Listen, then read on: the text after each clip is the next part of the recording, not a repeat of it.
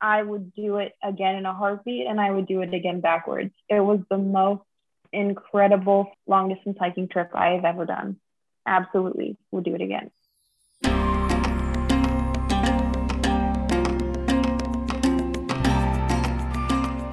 You've no doubt heard of the El Camino, or the Way. It was put on the radar of Americans by the 2010 Martin Sheen movie. But did you know that there are actually several routes to Santiago de Compostela in Spain? When people think of the Camino, most people are thinking of the French or the Portuguese Way, the two most popular routes. But actually, the very first pilgrimage to Santiago was done way back in the year 814 by King Alfonso of Asturias. It was Alfonso who built the original shrine to St. James in Santiago, where the remains of St. James are thought to be buried. This route, called the Camino Primitivo, as well as the original way, is arguably the prettiest and most challenging of the routes. But most people have never heard of it, so it's much less trafficked each year. In fact, pre-pandemic, almost 350,000 people did a Camino, and the French Way constituted about 55% of the total pilgrims, about 190,000 people. The Portuguese Way, which we covered cycling that Camino in episode 109, makes up about 20%, around 72,000 of the total pilgrims. Compare that to the original way, this Primitivo Camino. It gets less than 16,000 pilgrims, or less than 5% of the total number of pilgrims. So, the Primitivo is the route for you if you want a challenge, exceptional beauty, and serenity on your Camino. I can't wait to share more about this special Camino Primitivo, so let's get started. Welcome to the Active Travel Adventures podcast. I'm your host, Kit Parks. Today we head to Spain, to Oviedo, to walk the Camino Primitivo.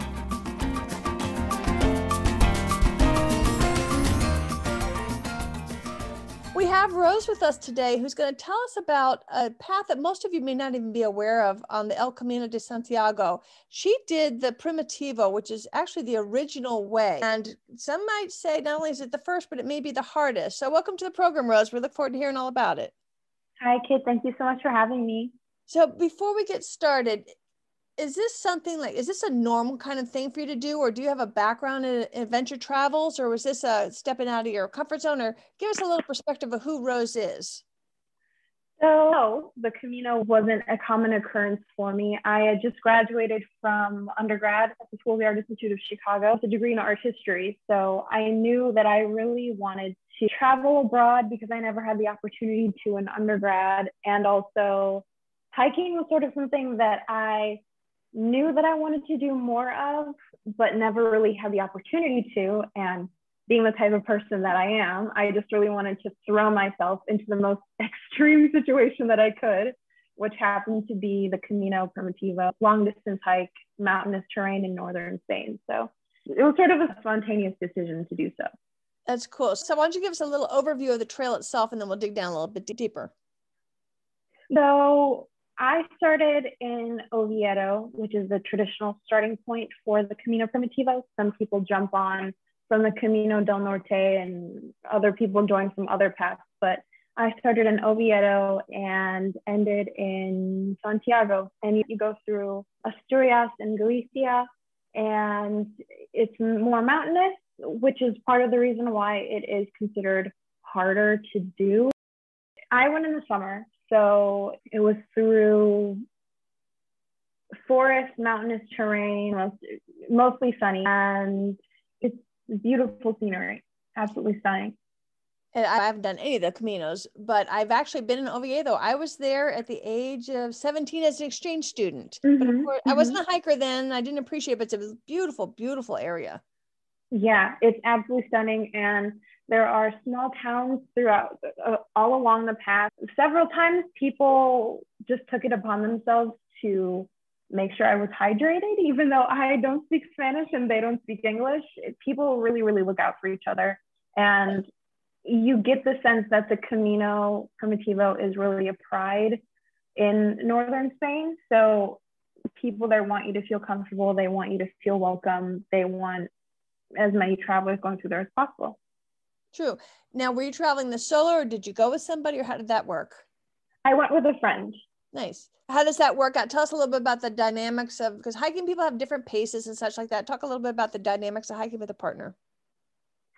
So it was really enjoyable, especially with this being my first major hike. I was uncomfortable with the idea of being a woman alone in a foreign country hiking, something that I've never done before. So I definitely benefited from walking with somebody, and I felt more comfortable. But there were days when we would sort of walk apart to be with ourselves. There were days when we would just sort of walk together. So it was a combination of both, but can appreciate the experience more because walking with someone, you can have someone to look back on the memories with, and it just makes the entire experience all the more enjoyable. And it's probably fun at the end of the day to kind of rehash what you went through that day. Exactly. And there are challenges along the way that you have to go through together. And I also did the West Highland Way, but I did that by myself. And so I've sort of had the experience of doing a long distance hike with somebody and doing a long distance hike alone. They're both completely different dynamics, of course, but each of them both are astounding. And looking back on the Camino Primitivo, do you feel that you would be comfortable doing that as a solo female? I think I would. I definitely would. As I said, there is a pride in the Camino in Spain, and a lot of people actually get their business out of running hostels along the way. So people really go out of their way to make you feel comfortable. And the community of other hikers along the way as well is something that I've never seen before. The thing about the Primitivo is that not that many people do it because it is considered one of the hardest paths. And so the people that you do run into along the path are people that you see constantly every day over and over. So you really develop a friendship with people that you see along the way. And that really helped in making me feel more comfortable, making both my friend and I feel comfortable.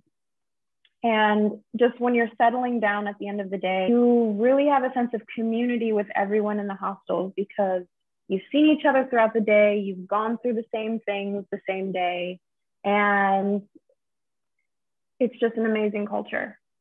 It is. From the things I've been hearing, and just even I did the West Highland Way myself, and you form very quick bonds with the people that you meet on the trail. And you've got this dual goal that you're all working towards it, and everybody helps each other out, and it's just a friendly, convivial environment. So much fun. Right. And people respect you for taking on a huge feat that is a Camino path. So there's just a shared respect amongst everybody who's on it. What struck you about the landscape? Oh, there's so much. When you're going through the forest, for example, it just feels like you're in a storybook. It's unlike anything I'd ever seen before, with rolling hills in the distance, mountains in the distance, cultivated farmland adds to the landscape as well. And you actually walk through people's farms, and they're of course very accommodating and very nice. But even just the cities, how they're situated in the landscape, how they're situated on hills. And also there's one, I forget the name of the city, but there's one place that is extremely isolated. It hasn't changed at all since it was built in the medieval ages. And you just get that appreciation for history on the Camino Primitivo because it is such a remote path. And so a lot of the history of the landscape and of the architecture is preserved. And that's one of the striking things that I loved about it. Were most of the villages that you spent the night of the medieval sort or modern or a mix, or talk about the different villages? Most of them were of the medieval sort. You definitely get a sense of what medieval Spain was, especially because I think Asturias and Galicia have a strong pride in their Catholic history. And so you see a lot of monasteries, you see a lot of preserved churches, and I'm not exactly sure if it's correct, but I think it was one of the last Catholic strongholds against the Muslim influence in the south. And so the architecture and the villages really, really, really take pride in their Catholic past and even pagan past as well.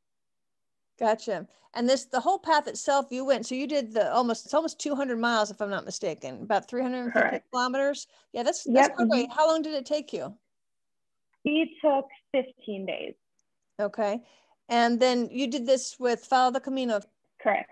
And so you stayed in hostels, which a lot of the pilgrims, and that's what they call themselves when they're walking the Camino as a pilgrim. They have other different options, but you chose to do the hostel or the albergues. Am I saying that right? Yes. Mm-hmm. Okay. Tell us about those, or give us an idea of what an average one would be like. So as somebody who had never done a Camino before, I wasn't really comfortable finding accommodation along the way. I think I was really comfortable with doing my Camino through One Foot Abroad because I was guaranteed a place to stay at the end of the night. There were some people who were walking with us and they had just planned to do this Camino on a whim. And so it's the summer months, it's busier along the path. And so some of the people that I was walking with weren't guaranteed a place to stay. So either they had to stop ahead of time or ahead of where they had planned to stop, or they had to go even further on top of being exhausted to find an albergue that had space available. Because some of these albergues, they only have maybe 8 beds. Some of them are larger, some of them are smaller. So it really, really depends and takes a lot of planning if you're going to do it without a booking service. I guess sometimes too, you can get up really, really early and try to beat the ones that haven't booked. But I personally prefer to use a self-guided tour. That way I don't have to worry about that. All I have to do is get up and walk. Exactly. That in the same way. Definitely the same way. And they've already figured out where the best places to stay. I don't normally do hostels. I would. I'll do that sometimes when I travel, but I'm getting a little older, so I tend to want a little bit more quiet. Yeah, for sure. But you have the option to just say, hey, I don't want to do hostels. I would like to do, I'd rather cough up for 2-star or 3-star, or whatever the case may be. But you have the choice. Exactly. Yes. And some people also, they chose to stay in a tent even. So yeah, there are plenty of options for places for people to stay. And it's very accommodating for all preferences. And all budgets. So that's one of the nice things about it too. Exactly. Talk about some of the kinds of people that you met. Were they all ages from different countries, or who do you meet along the way? They were all ages, different countries for sure. There was one evening where, as I said, you meet the same people along the way and you become friends with them. And there was one evening where some of the older Spanish gentlemen in the group, we all met in a hostel kitchen, and 2 of them made a humongous pot of paella for all of us. And you just got a sense of the diversity just sitting at the table. Germans, Americans, Spanish, Italian, Japanese, all different ages, everyone. Yeah, and everyone treated each other as if they've known each other for years. Nice. Now, you had the luxury of speaking English. What is the communal language at the table, if at all? So everyone was pretty good with speaking English on the Camino. I never felt that me not knowing Spanish ever got in the way. Most of the people that you walk with are bilingual, so there was no issue there in not being understood or being able to understand anything. And you said that the hosts and the local townspeople are welcoming? Correct. And they don't always speak Spanish, so it helps to have a translating app on my phone that would then say what I was saying in Spanish for me. So definitely having some sort of translation device or phrase book or dictionary, something helped a lot. And it goes a long way just to memorize like the top half a dozen polite phrases to show an effort. And it's not that hard to do that. So right. What do you wish you had known beforehand that is like, oh, I wish I'd known this, so we don't either make the same mistake or learn from was there clothing that you wish you'd brought, or any advice on something that you should have packed, not packed? I think, a small thing that definitely would help if you're going in the summer is chapstick with sunblock in it, because everyone's like, oh yes, bring sunscreen, it'll help, but nobody really specifically says bring a chapstick with SPF. My lips definitely got sunburned and I'm still dealing with the residual effects of it a little bit. But in addition, I would just say protection from the sun is a big one, because there are stretches of the path where you are exposed to the sun a lot. And there are higher elevations where it feels like the sun is more intense. And so, yeah, I would definitely say bring more gear to protect against the sun. I prefer long sleeves and long pants, even in the sun, just for the shade protection. Were you a shorts and short sleeve girl or a long sleeve girl, or what's your way? I was a short sleeve person, but I picked up a shirt that was long sleeve and a sun protection shirt, but also moisture wicking. So it was probably one of the best investments that I did because it didn't generate heat at all. It really picked up the moisture from my sweat, and whenever the breeze would come through, it would just create an amazing cooling effect that I needed. Do you normally have to bring all of your water for the day? Are there places along the way most of the time to get extra water? Because water's heavy. It's like 8 pounds a gallon.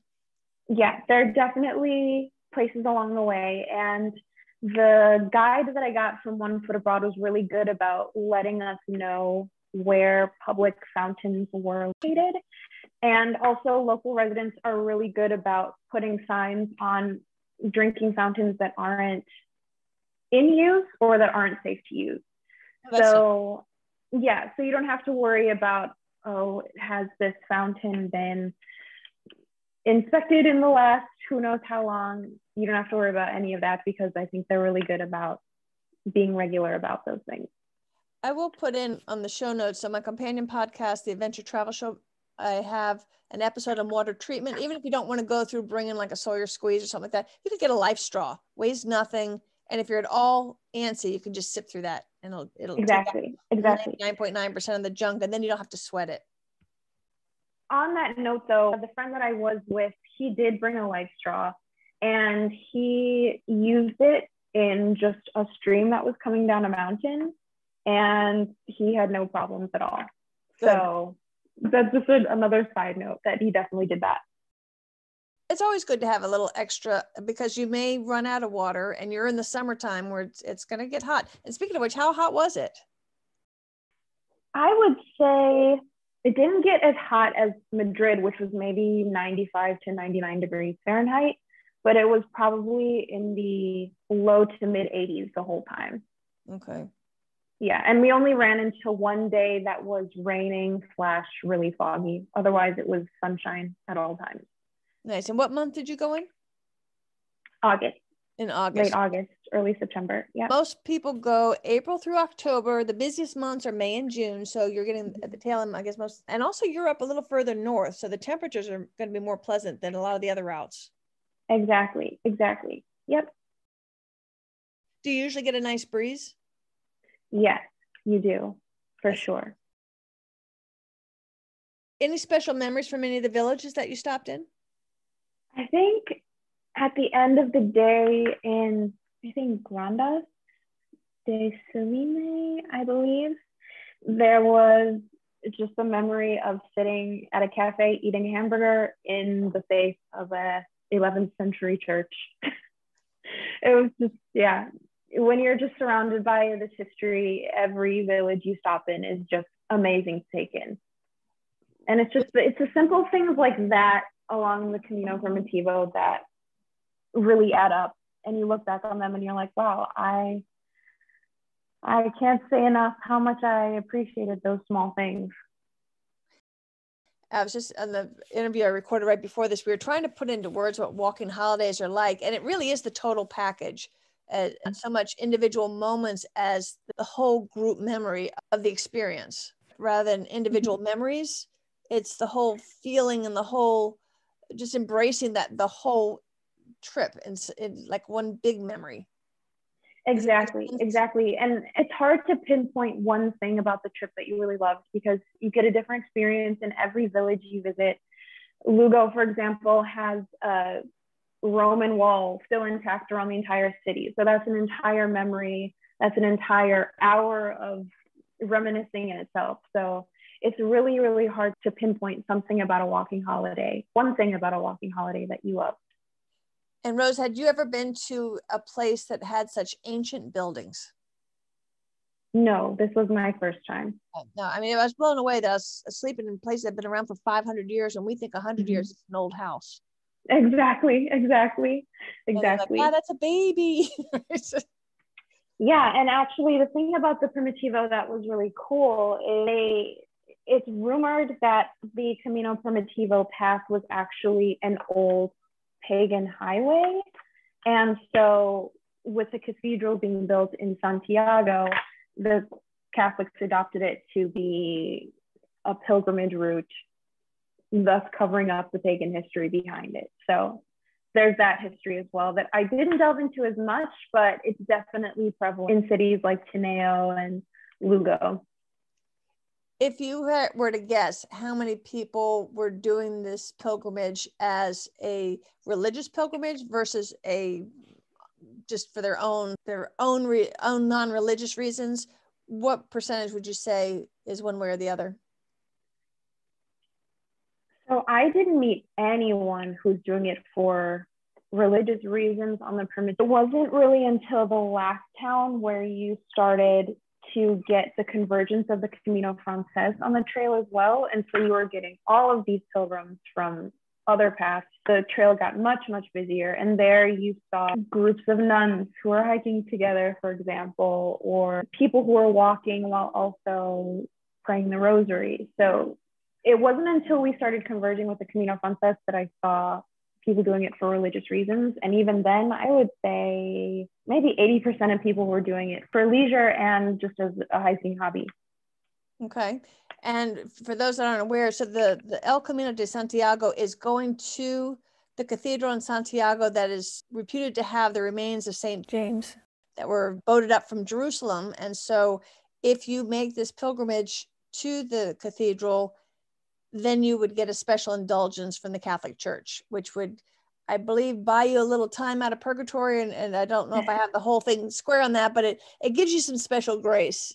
And so that's why people will do this for religious reasons. But over time, and particularly I think since the movie The Way came out with Martin Sheen, that it's become more popular as just this is a time for me to do the trail, for my time, it's me time.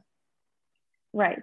Right. So. And going back to your question about, or what wisdom I would offer, I would actually say, make sure you research before you go on the Camino to see if the Cathedral of Santiago is actually open. Because when we went and when we finished, the cathedral is actually under construction.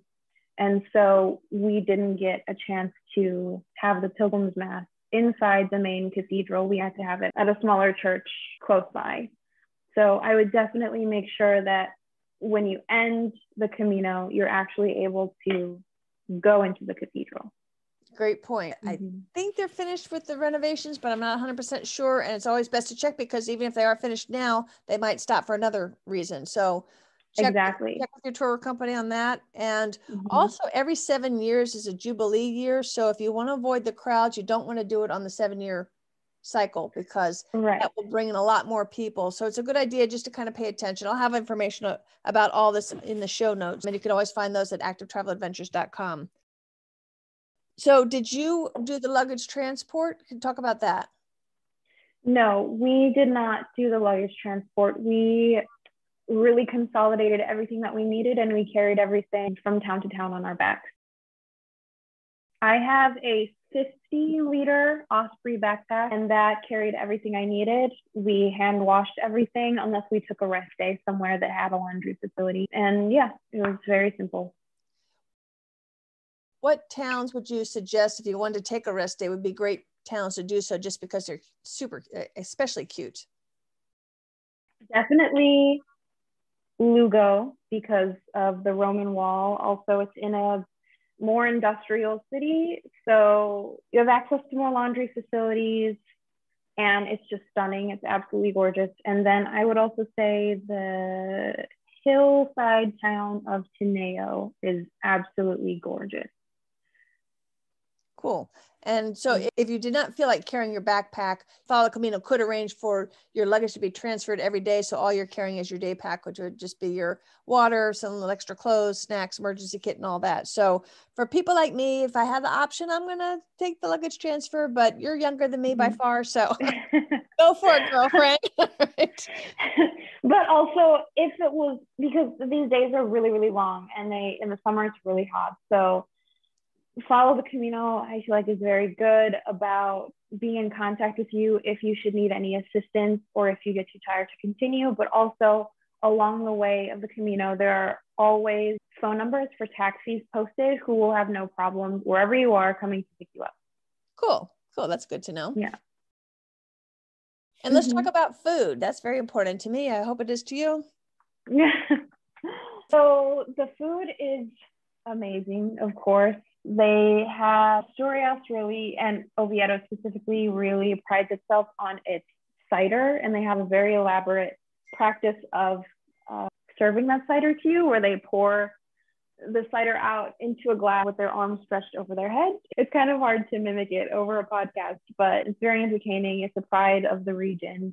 And then a lot of the food stuff that they have are most seafood, which of course is my favorite. And I didn't have a problem with cuisine anywhere. I was happy to eat everything because it was so good. And also just being exposed to regional cuisine from town to town was just an amazing experience. That's cool. Very nice. Did you train any special way before you did this? No, but before I went on the hike, I prefer walking, and I was in school in Chicago, so I would walk everywhere anyway. So I didn't explicitly train for this, but I definitely had built a habit of walking everywhere I went already. So for someone who is planning to do the Camino, I would routine, just add more walking into your daily life as much as you possibly can, because it definitely helps. What was your average mileage each day, would you say? Probably 18 to 20 miles per day. Holy mackerel. Okay. Well, now obviously Rose is a lot younger than us. Most of us can do like between 8 to 12. Sometimes we'll do 14. So, and without the backpack, because most of my group here is a little older like me. I'm 60. So when you were making your plans, did you tell them, I want to do it in this many days? Or because that's actually pretty high mileage, particularly carrying a backpack. Yeah, so I went by the plan that Follow the Camino had on their website. And I wouldn't say that the mileage is like that most of the time. That's a lot of the days, but there are also some days where you have 14 miles or less. I think the least we had was maybe 8 miles. But the longest days are when having a rest day really comes in handy. Right. And that's one thing you can do is kind of plan, say, okay, this is how many miles I think I want to do, and let them figure out the best way to do that, and work together with whatever tour company to figure out, so that you're not dead when you get to the town. You want to be able to at least relax and enjoy yourself and not say, oh my God, I got to get and do it again. Because to me, a walking holiday, the hardest thing that you got to get in your head and the biggest change is you can do anything for one day, but every single morning you've got to get up and do it again for a period of time. And that's what people don't necessarily train for. And the body is used to having a little break, and you don't get a break unless you take a rest day periodically. Right. But at the same time, Follow the Camino is very, very accommodating. And if you tell them how much you can do, what your preferences are for walking distance, I don't think that you would ever have any problem with planning with them. Yeah, they'll customize it for you according to what you need. And then go up to 4-star at least too. So you can change your mileage, you can change your accommodations, you can move your luggage, carry your luggage. So there's all different ways so that you find the right mix that works for you. Exactly. So what did it feel like when you're finally coming in to Santiago? So there are a lot of things letting you know that you're almost there. There are stone markers counting down your kilometers until you're there. There's a huge Pilgrims Monument that overlooks Santiago. I think that's one of the most iconic monuments of this city that a lot of pilgrims take pictures of. And when you are coming in, you just see the city spread out before you, and it's bigger than anything you've ever seen on the path thus far. So finally coming to a bigger city is such a huge relief. And you just get the sense that, yes, I have made it.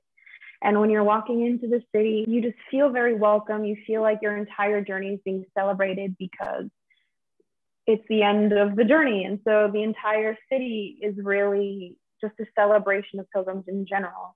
when you're finally approaching the cathedral itself, I'm not sure if he's there at all times, but there was a man playing the bagpipes, and it was just a very dramatic descent down the stone steps and into the courtyard of the main cathedral.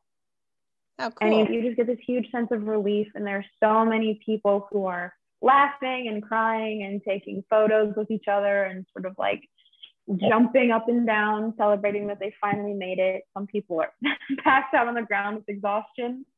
So yeah, you just get a sense of relief that you finally made it. Quite an accomplishment. Were there ever any days you're like, if I say type 2 fun, do you know what I'm talking about? Do you know what I mean by that? I'm not sure. Okay, so type 1 fun is you're having a great time while you're doing it and you love reminiscing about it.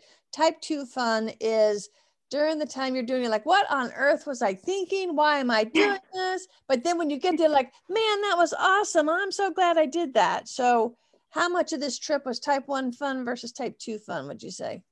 I think the first 3 days were type 1 fun when we were still getting used to the beauty of the landscape and we were so excited to wake up and to continue walking. But then when it came to the more mountainous days, it was definitely type B fun. There were days when I think there's a lot of video that my friend took of me just dragging my feet up this mountain. And then the path that we took wasn't anything major in terms of mountainous. There is an alternative route that does go up into the mountains in a more serious ascent, but we chose to take the more low-key but longer path around it. But there are definitely days when you feel like your feet are just dragging, especially when it's really hot. And there are some days where it's really hot and you're walking along asphalt along the road. And there are those days where you're just like, I need to call a taxi right now. I don't think I'm going to make it, but we never did. Looking back, are you delighted that you did it, or tell us how you feel looking back? Looking back, I would do it again in a heartbeat, and I would do it again backwards. It was the most incredible first long distance hiking trip I have ever done. Absolutely would do it again. Do you have other plans to do other long distance hikes? Yeah, so since then, and really appreciating my capacity for hiking long distance, I would like to make it a yearly occurrence. I would like to do a 5-day trip across the Gorge du Verdon in Provence, France, and then also do a day of walking through Carcassonne, which is also in the same region in France. I've never hiked in the United States before, so maybe I'll plan something here. Those are the two options. There's some cool ones you could do, like a hut to hut in the White Mountains. It's quite challenging, but gotta get reservations, so you would have to book that. But that's kind of nice. And I'm trying to think of other ones on my website if you wanted to do long distance ones, or you could do parts of the Appalachian Trail, or you don't have to do the whole thing if you don't have it. And also I want to mention too, there is a sister Camino to the El Camino that's in Japan called the Kamano Kodo. And I did an episode on that. So that might be something you want to add to your list. So you do all the Caminos. So that Japanese one, that's pretty challenging as well, but that would be a really cool bookend to your Caminos. Yeah, absolutely. Thank you. I didn't even know about that. Thank you so much for telling me. And also coming up, it's not affiliated with these Caminos, but they're kind of piggybacking on the idea. Costa Rica has just come out with their own Camino, a coast to coast. And I'm actually leading a trip to that in 2022. And so that's pretty exciting. So that goes through all the ecosystems. Thank you so much for telling me. I would love to learn more about all of these for sure. And I'll put a link in the show notes, excuse me, to all the long distance hikes we've covered on the show, because they truly are all over the world. And it's just a fabulous way to truly get deep and get a real authentic experience of a country. Yes, absolutely. Absolutely. Especially when I did the West Highland Way and I was studying my master's in London. And I didn't have any experience in the UK before. And so visiting Scotland and doing the West Highland Way, I felt like I saw so much more of the country by walking through it. And the same thing in Spain. I saw so much more of the country walking through it than if I were to have driven or just stayed in a hotel in one of the cities. So I 10 out of 10 recommend long distance hiking holidays. Perfect. Any final thoughts before I let you go, Rose? No, I think you've got all the information that I have to offer, and that I just really appreciate you asking me to come on. No, we're thrilled to have you and thrilled that you took the time to do so. And so thank you again. Yeah, thank you. I hope you've enjoyed exploring the Camino Primitivo today. You'll find more details and loads of Rose's pictures on the show notes and website, so be sure to check them out. The renovations in the main cathedral in Santiago have been completed, so the pilgrims' masses inside the cathedral have resumed. But as mentioned, it's always a good idea to check beforehand. It's a very old cathedral, so whenever you're listening to this, they might have different changes. But as of right now, recording this in April of 2022, the cathedral is open.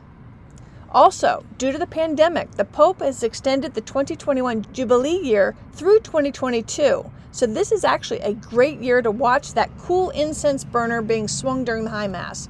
Check the ATA website for details and see a video of this incredible ritual. The travel planner that comes with this episode also has even more details to help you plan your Camino. You'll get access automatically with the monthly newsletter. You can sign up if you haven't done so already at activetraveladventures.com, or just email me at kit@activetraveladventures.com. Tell me that you want to be on the list and I'll get you on there right away. And remember, if you do decide to go on a Camino using my affiliate, Follow the Camino, you can get 5% off any of their tours using the promo discount code exclusive to Active Travel Adventures of ATA5, ATA5. That will give you 5% off any tour of Follow the Camino, or their sister company, One Foot Abroad, who does really fun biking and hiking tours, guided and self-guided throughout Europe. Thanks again for listening. Until next time, this is Kit Parks. Adventure on!